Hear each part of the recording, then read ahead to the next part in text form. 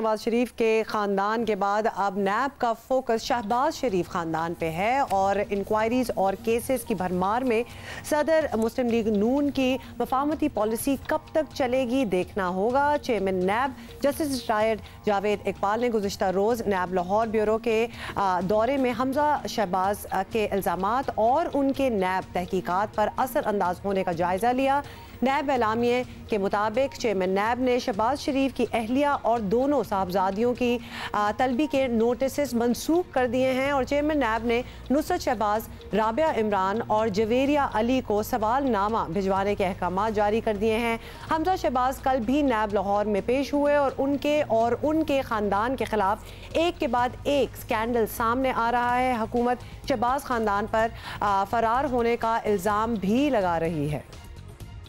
ये 2018 अक्टूबर 2018 में ये जब इन्वेस्टिगेशन शुरू हुई तो अचानक पता चला कि नवंबर में शहबाज शरीफ साहब की सारी फैमिली आहिस्ता आहिस्ता मुल्क से बाहर जाना शुरू हो गई। लिहाजा सबसे पहले अली इमरान मुल्क से बाहर चले गए जो इनके दामाद थे, फिर सलमान शहबाज साहब बाहर चले गए, फिर नुसरत शहबाज जो शहबाज शरीफ साहब की बेगम है वो अपनी बेटियों के साथ मुल्क से बाहर चली गई।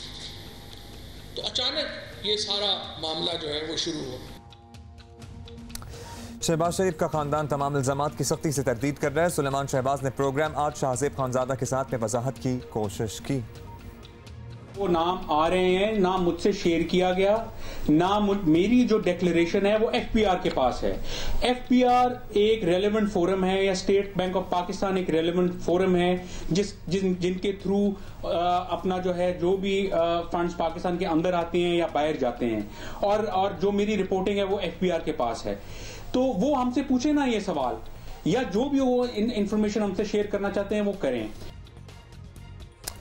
शहबाज शरीफ इन दिनों लंदन में हैं लेकिन इनके खिलाफ तहकीकात मुसलसल जारी हैं। हमजा शहबाज भी मुसलसल पेशियां भुगत रहे हैं, यानी कल 17 अप्रैल को इनकी जमानत का आखिरी दिन है। लेट्स सी कल क्या होता है। मुस्लिम लीग नून के रहनुमा अहमद खान साहब ने हमें ज्वाइन किया। बहुत बहुत शुक्रिया हमें ज्वाइन करने का। मलिक साहब, नवाज शरीफ खानदान के बाद ऑब्वियसली हम यही अभी पूरी डिटेल दे रहे हैं कि लग रहा है कि नैब का फोकस जो है वो शहबाज शरीफ खानदान है।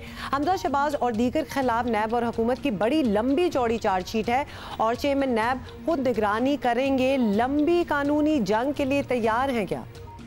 गवर्नेंस के मामले में से कुछ करप्शन का नहीं मिला तो ये एक शिफ्ट आगे गई है कि जो उनका कारोबार था और गालिबन समझ ये आ रही है कि 2000 से लेके ऑनवर्ड्स अभी तक उनकी जितनी बिजनेस ट्रांजैक्शंस हैं उन सब को देखा जा रहा है और फिर ये एक केस बिल्ड किया गया। जैसे कल ये जो इनके 3-4 नॉन सीरियस से वज़रा हैं जो आके बैठ जाते हैं, जिनमें से एक साहब का तो ये भी नहीं पता कि वो किस कॉन्स्टिट्यूशनल अथॉरिटी के साथ एहतसाब की ज़िम्मेदारी वफाकी काबीना के अंदर किसी शख्स को दी जा सकती है जो शहजाद अकबर हैं।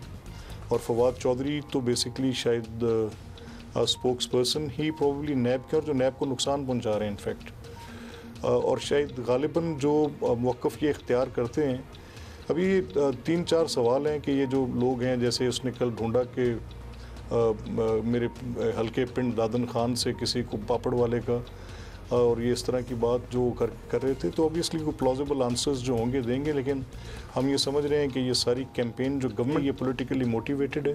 नैब का हक है अकाउंटेबिलिटी का, जो सवाल वो पूछेगी उसके जवाब देंगे। मलिक साहब, ये बता दीजिएगा कि आप समझते हैं कि इस तरह कानूनी दबाव जो बढ़ेगा शहबाज शरीफ अपनी मुफाहमती पॉलिसी पर कायम रह सकेंगे या फिर अगर वो रहना भी चाहें तो जमात के अंदर का प्रेशर उन्हें कायम रहने देगा इस सब पर?